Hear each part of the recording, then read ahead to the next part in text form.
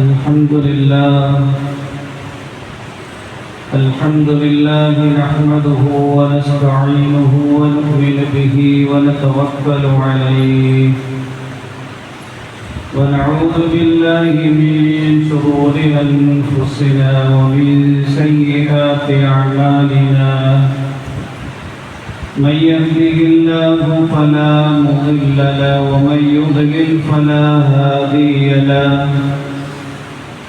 وأشهد أن لا إله إلا الله وحده لا شريك له لا ضد له ولا ند له ولا مثيل ونشهد أن محمدا عبده ورسوله وحبيبه وخليله بلغ الرسالة وأدى الأمانة صلى الله عليه وعلى آله وأصحابه وبارك وسلم تسليما كثيرا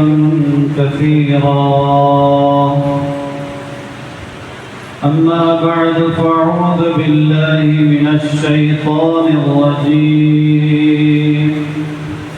بسم الله الرحمن الرحيم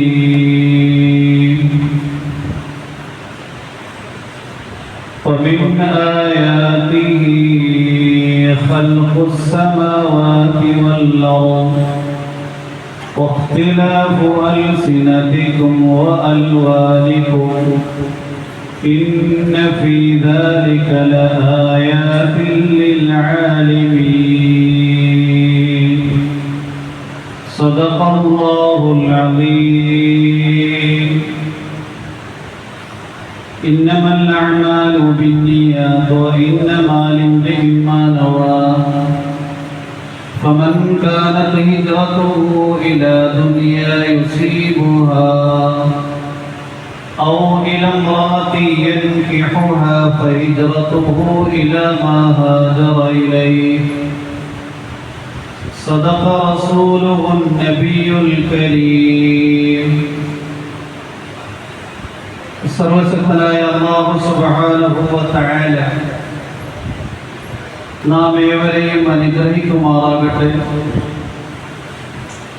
അല്ലാഹു സുബ്ഹാനഹു വ തആല ഖിയാമത്ത് നാൾ വരെ വരുന്ന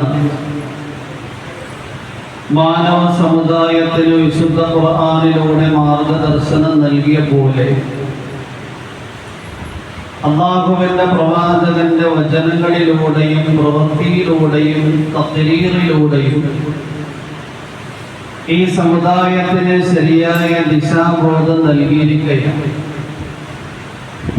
അഥവാ വിശുദ്ധ ഖുർആൻ ഇസ്ലാമിന്റെ പ്രമാണമായ പോലെ അല്ലാഹുവിന്റെ പ്രവാചകന്റെ വചനങ്ങളും പ്രവൃത്തികളും സ്ഥിരീകരണങ്ങളും വിശുദ്ധ ഇസ്ലാമിന്റെ ഹുജ്ജത്താണ്, പ്രമാണമാണ്. കാരണം വിശുദ്ധ ഖുർആനിൽ നിന്ന് തന്നെ ഈ യാഥാർത്ഥ്യം വളരെ കൃത്യമായി മനസ്സിലാക്കാൻ കഴിയും. വമാ ആതാകും റസൂലു ഫഖുദൂഹു വമാ നഹാകും അൻഹു ഫൻതഹു. അല്ലാഹുവിന്റെ പ്രവാചകൻ നിങ്ങളുടെ അടുക്കൽ പ്രവർത്തിക്കാൻ വേണ്ടി നിർദ്ദേശിച്ച കാര്യങ്ങളെ നിങ്ങൾ പ്രവർത്തിക്കണം, അതിനെ മുറുകെ പിടിക്കണം. അല്ലാഹുവിന്റെ പ്രവാചകൻ മുഹമ്മദ് റസൂലുള്ളാഹി സ്വല്ലല്ലാഹു അലൈഹി വസല്ലം നിങ്ങൾ ഏതെല്ലാം കാര്യങ്ങളിൽ നിന്ന് വിലക്കിയോ അക്കാര്യങ്ങളെ നിങ്ങൾ വർജിക്കുകയും ചെയ്യണം. പ്രവാചകന്റെ നിർദ്ദേശങ്ങൾ, പ്രവാചകൻ വിലക്കിയ കാര്യങ്ങൾ, അതിന്റെ പേരാണ് ഹദീസ്. വിശുദ്ധ ഖുർആനിൽ ഇല്ലാത്ത ധാരാളം കാര്യങ്ങളുണ്ട്. അല്ലാഹുവിന്റെ പ്രവാചകന്റെ നിർദ്ദേശം പാലിച്ചുകൊണ്ട് നമ്മൾ പ്രവർത്തിക്കുന്നു. പ്രവാചകൻ നിരോധിച്ചതുകൊണ്ട് ജീവിതത്തിൽ നിന്ന് അതിനെ പാടെ വർജിക്കുന്നു. ഉദാഹരണമായി പറഞ്ഞു കഴിഞ്ഞാൽ കഴുതയുടെ മാംസം കഴിക്കരുത് എന്ന് ഖുർആനിലൂടെയും പറഞ്ഞിട്ടില്ല. അല്ലാഹുവിന്റെ പ്രവാചകൻ കഴുത മാംസം കഴിക്കുന്നതിനെ വിലക്കി. ബുഖാരി ശരീഫിന്റെ റിവായത്തിലാണ് അന്നൻ നബിയ സല്ലല്ലാഹു അലൈഹി വസല്ലം നഹാ അനിൽ ഹുമിൽ അഹ്ലിയ. അള്ളാഹുവിന്റെ പ്രവാചകൻ ഖൈബറിന്റെ വേളയിലാണ് സഹാബാക്കളുടെ ഇടയിൽ കഴുത മാംസം ഹലാലായിരുന്നത്. അവര് വിശന്ന് ക്ഷീണിച്ച് അവശരായി ഒരു കഴുതയെ അറുത്ത് അതിന്റെ മാംസമാണ് എങ്കിൽ വെന്ത് പാകമായി വരുന്ന സമയത്താണ് അള്ളാഹുവിന്റെ പ്രവാചകൻ ഈ നിരോധനം പ്രഖ്യാപിക്കുന്നത്. സഹാബാക്കൾ അങ്ങനെ തന്നെ ആ കഴുത മാംസത്തെ പൂർണ്ണമായും വലിച്ചെറിയാൻ തയ്യാറായി. ഇന്നും സമുദായം പ്രവാചകന്റെ ഈ നിർദ്ദേശം അംഗീകരിച്ചുകൊണ്ട് കഴുത മാംസം കഴിക്കുന്നതിൽ നിന്ന് ഒഴിവായി നിൽക്കുന്നു. വിശുദ്ധ ഖുർആൻ പരിശോധിച്ചു കഴിഞ്ഞാൽ വിശുദ്ധ ഖുർആനിൽ 5 നേരത്തെ നമസ്കാരം നിർബന്ധമാണ് എന്ന് കൃത്യമായി വിവരിച്ചിട്ടുണ്ട്. എന്നാൽ ആ നമസ്കാരങ്ങളുടെ റക്അത്തുകളുടെ എണ്ണം വിശുദ്ധ ഖുർആനിലെ ഒരു സൂക്തങ്ങളിലും വിവരിക്കപ്പെട്ടിട്ടില്ല. അതെവിടെ നിന്നാണ് നമുക്ക് ബോധ്യപ്പെട്ടത്? എവിടെ നിന്നാണ് നാം മനസ്സിലാക്കിയെടുത്തത്? ഹദീസിലൂടെയാണ്. സുബഹിന്റെ 2 റക്അത്താണെങ്കിലും ദുഹറിന്റെ 4 റക്അത്താണെങ്കിലും അസറിന്റെ 4 റക്അത്താണെങ്കിലും മഗ്രിബിന്റെ 3 റക്അത്താണെങ്കിലും ഇശാന്റെ 4 റക്അത്താണെങ്കിലും ഈ റക്അത്തുകൾ ലോകത്തുള്ള മുസ്ലിം വിഭാഗത്തിൽ നിന്ന് വ്യത്യസ്തമായ എല്ലാ വിഭാഗക്കാരും അംഗീകരിക്കുന്നുണ്ട്. ഇതെവിടെ നിന്നാണ് കിട്ടി? ഈ റക്അത്തുകളുടെ എണ്ണം അല്ലാഹുവിന്റെ പ്രവാചകൻ മുഹമ്മദ് റസൂലുള്ളാഹി സല്ലല്ലാഹു അലൈഹി വസല്ലം തങ്ങളുടെ വാക്കിൽ നിന്നും പ്രവൃത്തിയിൽ നിന്നും കിട്ടിയതാണ്. അപ്പൊ യഥാർത്ഥത്തിൽ വിശുദ്ധ ഖുർആനിൽ മുജ്മലായിട്ട് സംക്ഷിപ്തമായി വന്നിരിക്കുന്ന ആയത്തുകളെയും പ്രവാചകൻ വാക്കിലൂടെയും പ്രവൃത്തിയിലൂടെയും വിവരിക്കുകയുണ്ടായി. ഇത് പ്രവാചക നിയോഗത്തിന്റെ ലക്ഷ്യമായി തന്നെ അല്ലാഹു പറയുന്നുണ്ട്. وَأَنزَلْنَا إِلَيْكَ الذِّكْرَ لِتُبَيِّنَ لِلنَّاسِ مَا نُزِّلَ إِلَيْهِمْ وَلَعَلَّهُمْ يَتَفَكَّرُونَ وَأَنزَلْنَا إِلَيْكَ الذِّكْرَ തീർച്ചയായും നാം വിശുദ്ധ ഖുർആനാകുന്ന ഉത്ബോധനം നിങ്ങൾക്ക് ഇറക്കി തന്നു. എന്തിനു വേണ്ടിയാണ് മുഹമ്മദ് സല്ലല്ലാഹു അലൈഹി വസല്ലം നിങ്ങൾക്ക് വിശുദ്ധ ഖുർആൻ ഇറക്കി കൊടുത്തത്? ലിതുബയ്യിന ലിന്നാസി മാ നുസ്സില ഇലൈഹിം, അവരിലേക്ക് ഇറക്കപ്പെട്ട വിശുദ്ധ ഖുർആനിന്റെ സൂക്തങ്ങൾ നിങ്ങൾ വിവരിച്ചു കൊടുക്കാൻ വേണ്ടി റസൂലുള്ളാഹി സ്വല്ലല്ലാഹു അലൈഹി വസല്ലം തങ്ങൾ വിശുദ്ധ ഖുർആനിന്റെ വിവരണങ്ങളും വിശദാംശങ്ങളും നമുക്ക് സമർപ്പിക്കുകയുണ്ടായി. അതിന്റെ പേരാണ് ഹദീസ്.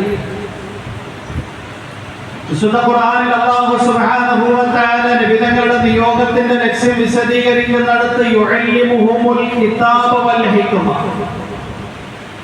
വേദഗ്രന്ഥത്തിനെ പഠിപ്പിച്ചു കൊടുക്കലും ഹിക്മത്ത് പഠിപ്പിച്ചു കൊടുക്കലും പ്രവാചക നിയോഗത്തിന്റെ ലക്ഷ്യമാണ് എന്ന് അല്ലാഹു അറിയിച്ചിരിക്കുകയാണ്. കിതാബ് എന്ന് പറഞ്ഞു കഴിഞ്ഞാൽ വിശുദ്ധ ഖുർആനാണ് എന്ന് എല്ലാവർക്കും ബോധ്യപ്പെടും. ഹിക്മത്ത് കൊണ്ടുള്ള ഉദ്ദേശം എന്താണ്? പ്രബലവും പ്രസിദ്ധവുമായ അഭിപ്രായം ഹദീസുകൾ എന്നാണ്.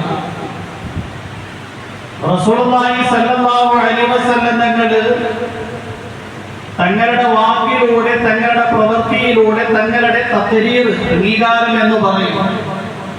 ഒരു സഹാബി നബി തങ്ങളുടെ മുന്നിൽ വെച്ച് എന്തെങ്കിലും പറഞ്ഞു, എന്തെങ്കിലും പ്രവർത്തിച്ചു, റസൂലുള്ളാഹി സ്വല്ലല്ലാഹു അലൈഹി വസല്ലം തങ്ങൾ അതിനെ എതിർക്കുകയോ അതിനെ തടയുകയോ ചെയ്തില്ല എങ്കിൽ അതിനെ തഖ്രീർ എന്ന് പറയും. നബി തങ്ങൾ ആ പ്രവൃത്തിയെ, നബി തങ്ങൾ ആ വാക്കിനെ അംഗീകരിച്ചു, അതും ഹദീസാണ്. അതിന്റെ പേരാ തഖ്രീർ. ഇങ്ങനെ റസൂലുള്ളാഹി സ്വല്ലല്ലാഹു അലൈഹി വസല്ലം തങ്ങളുടെ ഖൗലുകൾ, വാക്കുകളും ഫിഅലുകൾ, പ്രവൃത്തികളും തഖ്രീറുകൾ, നബി തങ്ങളുടെ അംഗീകാരവും ഈ ഹദീസ് വിശുദ്ധ ഇസ്ലാമിന്റെ അടിസ്ഥാന പ്രമാണമാണ്. ഹുജ്ജിയത്ത് എന്ന് പറയും. എന്തുകൊണ്ടാണ് റസൂലുള്ളാഹി സ്വല്ലല്ലാഹു അലൈഹി വസല്ലം തങ്ങളുടെ വാക്കുകൾക്കും പ്രവൃത്തികൾക്കും തങ്ങളുടെ അംഗീകാരത്തിനും ഹദീസ് എന്ന് നാമകരണം ചെയ്തത്? ധാരാളം അഭിപ്രായങ്ങളുണ്ട്. ഹാഫിദ് ഇബ്നു ഹജറുൽ അസ്ഖലാനി റഹിമഹുല്ലാഹ് അദ്ദേഹത്തിന്റെ ഫത്ഹുൽ ബാരിയിൽ പറയുന്നു, അല്ലാഹുവിന്റെ വചനമാകുന്ന വിശുദ്ധ ഖുർആൻ ഖദീമായ കലാമാണ്. റസൂലുള്ളാഹി സ്വല്ലല്ലാഹു അലൈഹി വസല്ലം തങ്ങൾ സൃഷ്ടിയാണ്. അതുകൊണ്ട് തന്നെ തങ്ങൾ ഹാദിസായതുകൊണ്ട് തങ്ങളുടെ വചനത്തിന് ഹദീസ് എന്ന് പറഞ്ഞു. ഹാദിസ് എന്ന് പറഞ്ഞു കഴിഞ്ഞാൽ പുതുതായി ഉണ്ടായത് എന്നാണ്. റസൂലുള്ളാഹി സ്വല്ലല്ലാഹു അലൈഹി വസല്ലം തങ്ങൾ സൃഷ്ടിയാണ്. സൃഷ്ടിയുടെ വചനമായതുകൊണ്ട് അത് പുതുതായി ഉണ്ടായതാണ്. നബി തങ്ങളുടെ നാവിൽ നിന്ന് വന്നതാണ് അല്ലാഹു അവതരിപ്പിച്ച സന്ദേശങ്ങൾ. നബി തങ്ങൾ സല്ലല്ലാഹു അലൈഹി വസല്ലം തങ്ങൾ തങ്ങളുടെ ആശയത്തിൽ അത് വിശദീകരിച്ചു കൊടുത്തു. അതുകൊണ്ട് അതിന് ഹദീസ് എന്ന് പേര് കിട്ടി. വേറെ ചില പണ്ഡിതന്മാർ പറയുന്നു, വിശുദ്ധ ഖുർആനിൽ തന്നെ അല്ലാഹു സുബ്ഹാനഹു വ തആല നബി തങ്ങളോട് ഫഹദ്ദിസ് എന്ന് പറഞ്ഞു.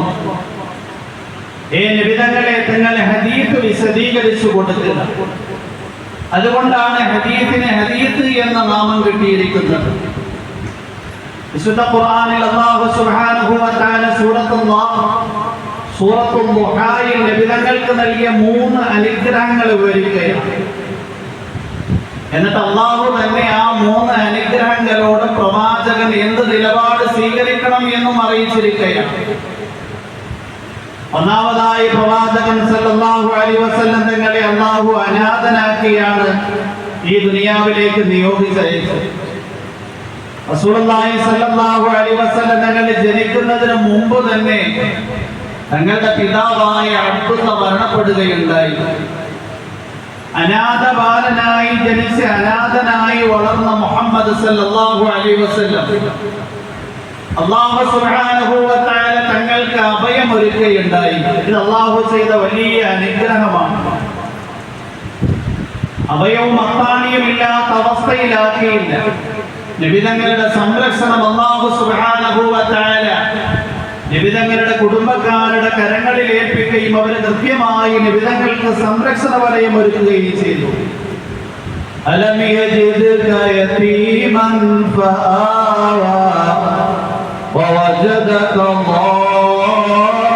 ളാല്ലൻ ഫഹദാ വവജദക ആയിലൻ ഫഅഗ്നാ فأما اليتيم فلا تقهر وأما السائل فلا تنهر وأما بنعمة ربك فحدث ألم يجدك يتيما فآوى മുഹമ്മദേ, താങ്കൾ അനാഥബാലനായിരുന്നില്ലയോ? അല്ലാഹു താങ്കൾക്ക് സംരക്ഷണം ഒരുക്കിയില്ലയോ?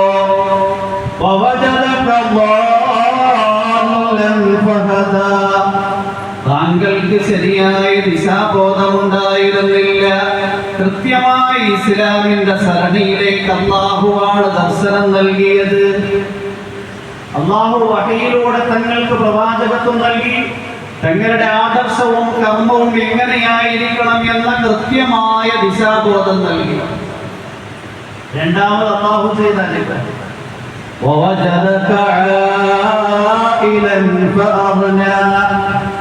അങ്ങ് ദരിദ്രരായിരുന്നില്ലയോ? അല്ലാഹു തങ്ങൾക്ക് സമ്പന്നത ഒരുക്കിയില്ലയോ? ദാരിദ്ര്യം കൊണ്ടങ്ങ് ബുദ്ധിമുട്ട് അനുഭവിക്കുമ്പോൾ അല്ലാഹു സുബ്ഹാനഹു വ തആല സമ്പന്നത നൽകി. ഖദീജത്തുൽ കുബ്ര റളിയല്ലാഹു അൻഹയുമായുള്ള വിവാഹത്തിലൂടെ നബി തങ്ങൾക്ക് സാമ്പത്തിക പുരോഗതി അല്ലാഹു നൽകുകയുണ്ടായി. ഈ 3 അനുഗ്രഹങ്ങളോട് എന്ത് നിലപാട് സ്വീകരിക്കണം എന്ന് അല്ലാഹു വിവരിച്ചിരിക്കുകയാണ്.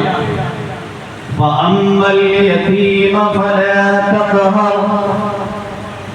അല്ലാഹു സുബ്ഹാനഹു വ തആല തങ്ങൾക്ക് അനാഥത്വത്തിൽ നിന്ന് അഭയം നൽകിയതുകൊണ്ട് ഒരു അനാഥയെയും തങ്ങൾ ആക്കരുത്. തങ്ങൾക്ക് അല്ലാഹു ദാരിദ്ര്യത്തിൽ നിന്ന് സമ്പന്നത ഒരുക്കിയതുകൊണ്ട്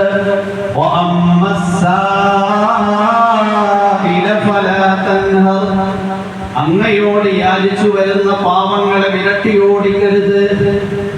താങ്കൾക്ക് ഇസ്ലാമിലേക്ക് ശരിയായ ദിശാബോധം നൽകിയതുകൊണ്ട്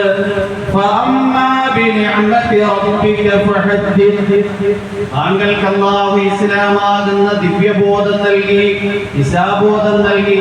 അത് അല്ലാഹുവിന്റെ അനുഗ്രഹമാണ്. അത് ജനങ്ങളോട് നിങ്ങൾ പറഞ്ഞു കൊടുക്കണം. ഇവിടെ നിഅമത്ത് കൊണ്ടുള്ള ഉദ്ദേശം ഇസ്ലാമാണ്. ഇസ്ലാമാകുന്ന അനുഗ്രഹം നിങ്ങൾ ജനങ്ങളോട് പറഞ്ഞു കൊടുക്കണം എന്ന് പറഞ്ഞു കഴിഞ്ഞാൽ നിങ്ങളിലേക്ക് ഇസ്ലാമിന്റെ സരണിയായി ഉത്ബോധനമായി നൽകിയിരിക്കുന്ന സന്ദേശം നിങ്ങളുടെ വാക്കിലൂടെയും പ്രവൃത്തിയിലൂടെയും ജനങ്ങൾക്ക് സമർപ്പിക്കണം. അതിന്റെ പേര് ഹദീസ്. ഹദീസ് എന്ന വിശുദ്ധ ഖുർആനിന്റെ ആയത്തിന്റെ അടിസ്ഥാനത്തിലാണ് നബി തങ്ങളുടെ വാക്കുകൾക്കും പ്രവൃത്തികൾക്കും ഹദീസ് എന്ന് നാമകരണം ചെയ്തത് എന്ന് ഒരു ചില പണ്ഡിതന്മാർ പറയുന്നു. വേറെ ചില പണ്ഡിതന്മാര് എന്തുകൊണ്ടാണ് അല്ലാഹുവിന്റെ പ്രവാചകന്റെ വാചകങ്ങൾക്കും പ്രവൃത്തികൾക്കും അംഗീകാരങ്ങൾക്കും ഹദീസ് എന്ന നാമകരണം കിട്ടിയത്? ഇസ്തിആറത്തുൽ ആമ്മി ലിൽ ഖാസ്. ഇതൊരു അറബി മുഹാവറയാണ്. ഇതിലൂടെ ഉദ്ദേശിക്കപ്പെടുന്നത് നബിതങ്ങൾ തങ്ങളുടെ പ്രവൃത്തിയെക്കുറിച്ചും തങ്ങളുടെ വാക്കിനെക്കുറിച്ചും തങ്ങളുടെ അംഗീകാരത്തെക്കുറിച്ചും പല സന്ദർഭങ്ങളിൽ ഹദീസ് ഹദീസ് എന്ന് പറഞ്ഞിട്ടുണ്ട്. നബിതങ്ങൾ പറഞ്ഞതിന്റെ പേരിൽ നബിതങ്ങളുടെ വാചകങ്ങൾക്ക്, നബിതങ്ങളുടെ പ്രവൃത്തികൾക്ക്, നബിതങ്ങളുടെ അംഗീകാരത്തിനും ഹദീസ് എന്ന നാമകരണം കിട്ടി. അല്ലാഹുവിന്റെ പ്രവാചകന്റെ ഹദീസ് സഹിഹായ ഹദീസാണ്. ബുഖാരി ശരീഫിലും മറ്റുള്ള ഹദീസാണ്. ഹദ്ദിസു അന്നി വലാ ഹറജ. നിങ്ങൾ എന്നിൽ നിന്നും ഹദീസുകൾ വിവരിച്ചു കൊടുത്തുകൊള്ളുക, ഒരിക്കലും തെറ്റില്ല. റസൂലുള്ളാഹി സ്വല്ലല്ലാഹു അലൈഹി വസല്ലം തങ്ങളുടെ മറ്റൊരു ഹദീസാണ് ഇമാം ബൈഹഖി അദ്ദേഹത്തിന്റെ മദ്ഖലിൽ കൊണ്ടുവരുന്നു. പല ഹദീസിന്റെയും ഗ്രന്ഥങ്ങളിൽ കാണാൻ പറ്റും. അല്ലാഹുവിന്റെ പ്രവാചകൻ പറയുകയുണ്ടായി, അല്ലാഹുമ്മ അർഹമു ഖുലഫാഇ. ഖാലു വമൻ ഖുലഫാഉക യാ റസൂലല്ലാഹ്? ഖാല അല്ലദീന യർവൂന അഹാദീഥി വയുഅല്ലിമുഹാ അന്നാസ്. അല്ലാഹുവേ, എന്റെ പ്രതിനിധികൾക്ക് നീ കരുണ ചെയ്യണം. ഇത് കേട്ടപ്പോ നബിതങ്ങളുടെ സവിധത്തിൽ തടിച്ചുകൂടിയിരുന്ന സഹാബിമാര് ചോദിക്കുകയുണ്ടായി, വമൻ ഖുലഫാഉക യാ റസൂലല്ലാഹ്? അല്ലാഹുവിന്റെ പ്രവാചകരെ, നിങ്ങളുടെ ഖുലഫാക്കൾ ആരാ? നിങ്ങളുടെ പ്രതിനിധികൾ ആരാ? റസൂലുള്ളാഹി സ്വല്ലല്ലാഹു അലൈഹി വസല്ലം നിങ്ങൾ പറയുകയുണ്ടായി, അല്ലദീന യർവൂന അഹാദീഥി. എന്റെ പ്രതിനിധികൾ എന്റെ വചനങ്ങൾ ഉദ്ധരിക്കും, ജനങ്ങളുടെ മുന്നിൽ പറഞ്ഞു കൊടുക്കും. വയുഅല്ലിമുഹാ അന്നാസ്. ജനങ്ങളെ ഒരുമിച്ച് കൂട്ടിയ ഹദീസുകളെ പഠിപ്പിച്ചു കൊടുക്കുകയും ചെയ്യും. അപ്പോ ഈ വചനത്തിലും അല്ലാഹുവിന്റെ പ്രവാചകൻ തന്നെ തങ്ങളുടെ വചനത്തെക്കുറിച്ചും പ്രവൃത്തിയെക്കുറിച്ചും അംഗീകാരത്തെക്കുറിച്ചും ഹദീസ് എന്ന് പറഞ്ഞു. മറ്റൊരു ഹദീസിൽ കാണാൻ പറ്റും, മൻ ഹഫിദ മിൻ ഉമ്മത്തി 40 ഹദീസൻ بعثه الله يوم القيامة فقيها وكنت له شافعا وشهيدا يوم القيامة. അല്ലാഹുവിന്റെ പ്രവാചകൻ പറയുകയാണ്, ആരെങ്കിലും എന്റെ സമുദായത്തിൽ നിന്ന് 40 ഹദീസുകൾ മനനം ചെയ്യുന്നു എങ്കിൽ, 40 ഹദീസ് എന്ന് പറഞ്ഞു കഴിഞ്ഞാൽ നബിതങ്ങളുടെ വാക്ക്, പ്രവൃത്തി, അംഗീകാരം.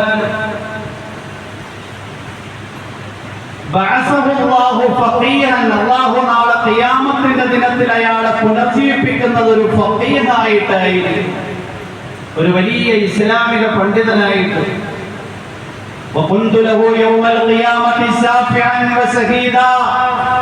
നാളെ ഖിയാമത്തിന്റെ ദിനത്തിൽ ഞാൻ അവന് വേണ്ടി ശുപാർശ ചെയ്യും, ഞാൻ അവന് വേണ്ടി സാക്ഷി പറയും. എന്റെ സമുദായത്തിൽപ്പെട്ട ശരിയായ വിശ്വാസവും അനുഷ്ഠാനങ്ങളും തിരഞ്ഞെടുത്തയാളാണ് എന്ന്.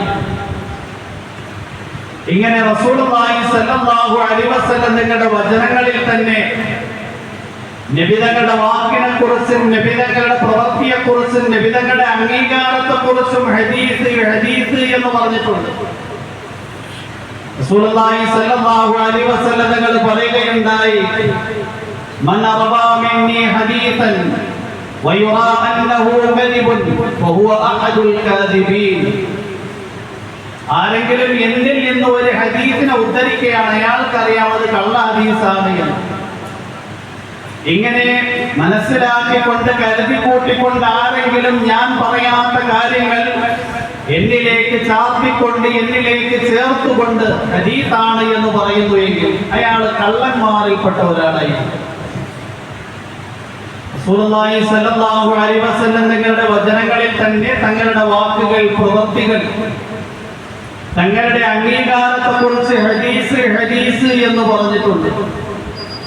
ഞാനിത് പറയാനുള്ള കാരണം ഇന്ന് അഹ്ലുൽ ഖുർആൻ എന്ന് പറഞ്ഞുകൊണ്ട് ഒരു വിഭാഗം ജനങ്ങളുടെ ഇടയിൽ പ്രത്യക്ഷപ്പെട്ട് മുസ്ലിമീങ്ങളുടെ ഹൃദയത്തിന്റെ ആദർശത്തെയും അവരുടെ ജീവിതത്തിന്റെ പ്രവർത്തനങ്ങളെയും കർമ്മരേഖകളെയും തെറ്റായ വഴിയിലൂടെ സഞ്ചരിപ്പിക്കുന്നുണ്ട്. അവർ പറഞ്ഞ ഞങ്ങൾ ഖുർആന്റെ ആൾക്കാരെ, ഖുർആൻ മതി എന്നാണ്. ഖുർആൻ മാത്രമെങ്കിൽ എങ്ങനെയായി 2 റക്അത്ത് സുബഹി എന്ന് മനസ്സിലാകുന്നത് ഒരിക്കലും മനസ്സിലാക്കി. പ്രവാചകന്റെ കാലഘട്ടത്തിൽ കൂടി സഹാബാക്കൾക്ക് ഖുർആൻ അല്ലാഹുവിന്റെ പ്രവാചകൻ പഠിപ്പിച്ചു കൊടുക്കേണ്ടി വന്നു പല കാര്യങ്ങൾ. ഇസ്ലാമിന്റെ തുടക്കത്തിൽ വ്രതാനുഷ്ഠാനം നിർബന്ധമാക്കപ്പെട്ടപ്പോൾ നോമ്പ് ഉറങ്ങിയത് മുതൽ സൂര്യൻ അസ്തമിക്കുന്നത് വരെയായിരുന്നു. സൂര്യൻ അസ്തമിക്കുന്ന വേളയിൽ നോമ്പ് തുറക്കാം. പിന്നെ ഉറങ്ങിക്കഴിഞ്ഞാൽ നോമ്പ് തുടങ്ങി. മഗ്‌രിബ് കഴിഞ്ഞുറങ്ങിയാലും ഇശാ കഴിഞ്ഞുറങ്ങിയാലും തറാവീഹ് കഴിഞ്ഞുറങ്ങിയാലും നോമ്പ് തുടങ്ങി. പിന്നെ ഭക്ഷണപാനീയങ്ങൾ ഒഴിവാക്കണം, ഭാര്യയുമായുള്ള സമ്പർക്കം ഒഴിവാക്കണം. ഇതായിരുന്നു ഇസ്ലാമിന്റെ തുടക്കത്തിലുള്ള നിയമം. സഹാബാക്കൾക്ക് ഈ നിയമം വളരെ ദുഷ്കരമായിരുന്നു. കാരണം പരിചയമില്ലാത്തൊരു കാര്യം. ഉറങ്ങിയത് മുതൽ അടുത്ത പ്രഭാതം സൂര്യൻ അസ്തമിക്കുന്നത് വരെ അന്നപാനീയങ്ങളിൽ നിന്ന് ഒഴിഞ്ഞിരുന്ന് ഭാര്യമാരുമായുള്ള സമ്പർക്കത്തിൽ നിന്ന് ഒഴിഞ്ഞു നിൽക്കൽ സഹാബാക്കൾക്ക് ഒരു ദുഷ്കരമായ കാര്യമായിരുന്നു. പരിചയമില്ലല്ലോ. ധാരാളം സംഭവങ്ങൾ സഹാബാക്കളുടെ ഇടയിൽ നടക്കുകയുണ്ടായി. ബുഖാരി ശരീഫിലുള്ള റിവായത്ത് ഞാൻ വിശദീകരിക്കുകയാണ്. സറവത്ത് ബിൻ ഖൈസിൽ അൻസാരി റളിയല്ലാഹു അൻഹു ഒരു സഹാബിയാണ്, കർഷകനായ സഹാബി. നോമ്പുകാരനായിരുന്നു. പാടത്ത് പോയി പണിയെടുത്ത് വൈകുന്നേരമായപ്പോൾ നോമ്പ് തുറക്കാൻ വീട്ടിൽ വന്നു. ഭാര്യയോട് കഴിക്കാൻ വല്ലതും ഉണ്ടോ എന്ന് ചോദിച്ചപ്പോൾ ഭാര്യ പറഞ്ഞു ഇവിടെ കഴിക്കാവുന്നില്ല. ഭാര്യ ഭർത്താവിന്റെ ദയനീയമായ ക്ഷീണവും വിശപ്പും ദാഹവും മനസ്സിലാക്കി ഞാൻ അടുത്ത വീട്ടിൽ പോയി എന്തെങ്കിലും ഉണ്ടോ എന്ന് നോക്കി വരാമെന്ന് പറഞ്ഞുകൊണ്ട് അവര് അയൽവാസികളുടെ വീട്ടിൽ പോയി. കുറച്ച് ഭക്ഷണം ഒരുമിച്ച് കൂട്ടി വീട്ടിൽ വന്നപ്പോ ക്ഷീണിച്ച് അവശനായ സഹാബി ഉറങ്ങിപ്പോയിരുന്നു. ആ മഹദി പറയുകയുണ്ടായി, ഖൈബത്തല്ലക, നിനക്ക് ഭാഗ്യമില്ല. ഞാൻ ഉറങ്ങിപ്പോയി, ഇനി ഭക്ഷണം കഴിക്കാൻ പറ്റൂല. അടുത്ത സൂര്യൻ അസ്തമിക്കുന്നത് വരെ നോമ്പുകാരനായി കഴിഞ്ഞു. സഹാബി ക്ഷീണിച്ച് അവശനായി. സുബഹിന്റെ നമസ്കാരം കഴിഞ്ഞ് ഉച്ചയായപ്പോ ബോധരാഹിത്യം സംഭവിച്ച് ഭൂമിയിലേക്ക് നിലംപതിച്ചു. അല്ലാഹുവിന്റെ പ്രവാചകന്റെ അടുക്കൽ ഈ വിവരമെത്തി. വിശുദ്ധ ഖുർആനിൽ അല്ലാഹു സുബ്ഹാനഹു വ തആല ആയത്തിനെ അവതരിപ്പിക്കുകയാണ്. ഉഹില്ല ലക്കും ലൈലത്തുസ്സിയാമി റഫതു ഇലാ നിസാഇകും ഹുന്ന ലിബാസുൻ ലക്കും വ അൻതും ലിബാസുൻ ലഹുന്ന علم الله أنكم كنتم تختانون أنفسكم فتاب عليكم وعفى عنكم فالآن باشروهن وابتغوا ما كتب الله لهن وكلوا واشربوا حتى يتبين لكم الخيط الأبيض من الخيط الأسود من الفجر ثم أتموا الصيام إلى الليل ولا تباشروهن وأنتم عاكفون في المساجد. ഈ ആയത്തിൽ അല്ലാഹു സുബ്ഹാനഹു വ തആല ആദ്യമായി പറയുന്നത് രാത്രി, അനുഗ്രഹീത റമദാനിന്റെ രാത്രി സമയങ്ങളിൽ നിങ്ങൾക്ക് ഭാര്യമാരുമായിട്ട് ബന്ധപ്പെടാം. അതിലൂടെ നിങ്ങൾക്ക് ഇണചേർന്നുകൊണ്ട് നിങ്ങൾക്ക് സന്താനങ്ങൾ ആഗ്രഹിക്കാൻ കുഴപ്പമില്ല. നിങ്ങൾ രാത്രി തിന്നുകയും കുടിക്കുകയും ചെയ്തു കൊള്ളുക.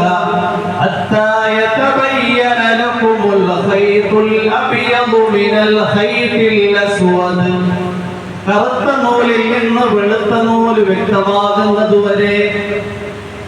കറുത്ത നൂലെന്ത് വെളുത്ത നൂലെന്ത് സഹാബാക്കൾക്ക് തിരിയുന്നു. ധാരാളം സഹാബാക്കളുടെ പല സംഭവങ്ങൾ ബുഖാരി ശരീഫിൽ വരുന്ന ഒരു റിവായത്തിൽ അദീബിനെ ഹാത്തിം റളിയല്ലാഹു അൻഹു ഈ ആയത്തിനെ കുറിച്ച് മനസ്സിലാക്കിയത് കറുത്ത നൂലും വെളുത്ത നൂലും മനസ്സിലാക്കുക. അദ്ദേഹം രണ്ട് നൂലുകൾ ശേഖരിച്ചു, ഒന്ന് കറുത്തതും മറ്റൊന്ന് വെളുത്തതും. എന്നിട്ട് ഉറങ്ങാൻ വേണ്ടി കിടന്നപ്പോൾ തലയണയുടെ അടിയിൽ വെച്ചു. രാത്രി ഇടക്കിടയ്ക്ക് തലയണ ഉയർത്തി നോക്കും, കറുത്ത നൂലും വെളുത്ത നൂലും വെളുവായിട്ടുണ്ടോ എന്ന് മനസ്സിലാക്കാൻ വേണ്ടി. എത്രയായിട്ട് എന്നില്ല മനസ്സിലാകുന്നില്ല. നേരം നല്ലതുപോലെ വെളുത്തു കഴിഞ്ഞപ്പോഴാണ് കറുത്തതും വെളുത്തതുമായ നൂലിനെ വേർതിരിച്ചറിയാൻ തുടങ്ങി. അള്ളാഹുവിന്റെ പ്രവാചകന്റെ അടുക്കൽ വന്നിട്ട് ചോദിക്കുകയുണ്ടായി, അള്ളാഹുവിന്റെ പ്രവാചകരെ, ഈ കറുത്ത നൂലിൽ നിന്ന് വെളുത്ത നൂല് വെളുവാകുന്നത് വരെ എന്ന് വിശുദ്ധ ഖുർആനിന്റെ ആയത്തിന്റെ അടിസ്ഥാനത്തിൽ എന്റെ തലയിണയുടെ അടിയിൽ ഞാൻ കറുത്തതും വെളുത്തതുമായ രണ്ട് നൂല് വെച്ച് നല്ലതുപോലെ ഇടക്കിടക്ക് നോക്കിയിട്ടൊന്നും കറുത്തതിനെയും വെളുത്തതിനെയും വേർതിരിച്ചറിയാൻ കഴിഞ്ഞില്ല. എന്താ ഇതിന്റെ പിന്നിലുള്ള രഹസ്യം? റസൂലുള്ളാഹി സ്വല്ലല്ലാഹു അലൈഹി വസല്ലം തങ്ങൾ പറയുകയുണ്ടായി, ഇന്ന ബിസാദകൽ അരീൻ ഇന്നമാ ദാലിക ബയാദുൻ നഹാരി വസവാദുൽ ലൈൽ. അല്ലാഹുവിന്റെ പ്രവാചകൻ പറഞ്ഞു കൊടുക്കുകയാണ്, നിങ്ങളുടെ തലയണയ്ക്ക് ഭയങ്കര വീതിയായിരിക്കുമല്ലോ, കാരണം എത്രയും നീളമുള്ള നൂലായിരിക്കുമല്ലോ വെക്കുന്നത്. ഇതുകൊണ്ടുള്ള ഉദ്ദേശം രാത്രിയുടെ കറുപ്പും പകലിന്റെ വെളുപ്പുമാണ്. മിനൽ ഫജ്ർ എന്ന് പറഞ്ഞു കഴിഞ്ഞാൽ രാത്രിയുടെ ഇരുള് കഴിഞ്ഞിട്ട് പ്രഭാതത്തിന്റെ ഉണ്മപ്രഭാതം വിരിയുന്ന വേളയിൽ നിങ്ങൾ അന്നപാനീയങ്ങളിൽ നിന്ന് ഒഴിഞ്ഞു നിൽക്കണം എന്നാണ് സുബഹിന്റെ സമയമാണ് ഉദ്ദേശിക്കുന്നത്. അല്ലാഹുവിന്റെ പ്രവാചകൻ മുഹമ്മദ് റസൂലുള്ളാഹി സല്ലല്ലാഹു അലൈഹി വസല്ലം ഞങ്ങളുടെ കാലഘട്ടത്തിൽ വിശുദ്ധ ഖുർആനിന്റെ പല ആയത്തുകളുടെ അർത്ഥങ്ങളും ആശയങ്ങളും സഹാബാക്കൾക്ക് നബിതങ്ങൾ പഠിപ്പിച്ചു കൊടുക്കേണ്ടി വന്നു എങ്കിൽ ഇക്കാലത്ത് നബിതങ്ങളുടെ വാചകങ്ങൾ, നബിതങ്ങളുടെ പ്രവർത്തനങ്ങൾ, നബിതങ്ങളുടെ അംഗീകാരം എത്ര പ്രസക്തമാണ് എന്ന് ചിന്തിക്കുക. ധാരാളം സംഭവങ്ങൾ സഹാബാക്കളുടെ കാലഘട്ടത്തിൽ ഉണ്ടായി. അതുകൊണ്ട് വിശുദ്ധ ഇസ്ലാമിന്റെ പ്രമാണമാണ്, വിശുദ്ധ ഇസ്ലാമിന്റെ ഹുജ്ജത്താണ് ഹദീസ് എന്നുള്ളത്. അല്ലാഹുവിന്റെ പ്രവാചകൻ പറയുകയുണ്ടായി, അലാ ഇന്നി ഊതീതുൽ ഖുർആന വമിത്ലഹു മഅഹു അലാ യൂസികു റജുലുൻ ശഅബാനുൻ അലാ അരീകതിഹി യഖൂലു അലൈക്കും ബികിതാബില്ലാഹ് ഫഅഹില്ലു മാ അഹല്ലു വഹദ്ദിമു മാ ഹറമ فإنما حرم رسول الله كما حرم الله. അല്ലാഹുവിന്റെ പ്രവാചകൻ പറയുകയുണ്ടായി, അലാ ലോകത്തുള്ള മുഴുവൻ മനുഷ്യരും അറിയണം, ഊതീതുൽ കിതാബ വമിത്ലഹു മഅഹു, എനിക്ക് വിശുദ്ധ ഖുർആൻ നൽകപ്പെട്ടതുപോലെ അതിന് തത്തുല്യമായ പ്രമാണമായി ഹദീസും നൽകപ്പെട്ടിരിക്കുകയാണ്. അലാ അറിയണം, യൂസികു റജുലുൻ ശഅബാനു, വയം നിറച്ച കുറേ മനുഷ്യർ വരും, അലാ അരീകതിഹി, അവരവരുടെ ചാരുകട്ടിലുകളിൽ ഇരിക്കും എന്ന് പറഞ്ഞു കഴിഞ്ഞാൽ ഭൗതികമായ അതിപ്രസരത്തിൽ വിരാജിച്ചുകൊണ്ട് അവർ പറയും, അലൈക്കും ബികിതാബില്ലാഹ്, നിങ്ങൾ അല്ലാഹുവിന്റെ കിതാബിനെ മുറുകെ പിടിക്കുക, ഖുർആനല്ലാത്ത മറ്റു കാര്യങ്ങളെ നിങ്ങൾ തെളിവായോ പ്രമാണമായോ അംഗീകരിക്കരുത്. ഫഅഹില്ലു മാ അഹല്ലഹുല്ലാഹ്, ആ കിതാബിൽ അല്ലാഹു ഹലാലാക്കിയ കാര്യങ്ങളെ നിങ്ങൾ ഹലാലായി ഗണിക്കണം. വഹദ്ദിമു മാ ഹറമഹുല്ലാഹ്, ആ കിതാബിൽ അല്ലാഹു ഹറാമാണ് എന്ന് പറഞ്ഞ കാര്യങ്ങളെ നിങ്ങൾ ഹറാമാക്കിയാൽ മതി. എന്നിട്ട് പ്രവാചകൻ പറയാണ്, ഫഇന്നമാ ഹറമ റസൂലുള്ളാഹി കമാ ഹറമല്ലാഹ്, അല്ലാഹുവിന്റെ പ്രവാചകൻ പറഞ്ഞ ഹറാമാക്കിയ കാര്യങ്ങളും അല്ലാഹു ഹറാമാക്കിയ കാര്യം പോലെ തന്നെ. ഞാൻ നേരത്തെ പറഞ്ഞു, ഖുർആനിൽ എവിടെയും കഴുത മാംസം ഹറാമാണ് എന്നില്ല, പ്രവാചകനെ ഹറാമാക്കി. അല്ലാഹു ഹറാമാക്കിയതുപോലെ നമ്മളും അതിനെ ഹറാമായി തന്നെയാണ് ഗണിക്കുന്നത്. അല്ലാഹുവിന്റെ പ്രവാചകന്റെ വചനങ്ങളും നബിതങ്ങളുടെ പ്രവൃത്തികളും നബിതങ്ങളുടെ അംഗീകാരവും വിശുദ്ധ ഇസ്ലാമിന്റെ അടിസ്ഥാന പ്രമാണമാണ്.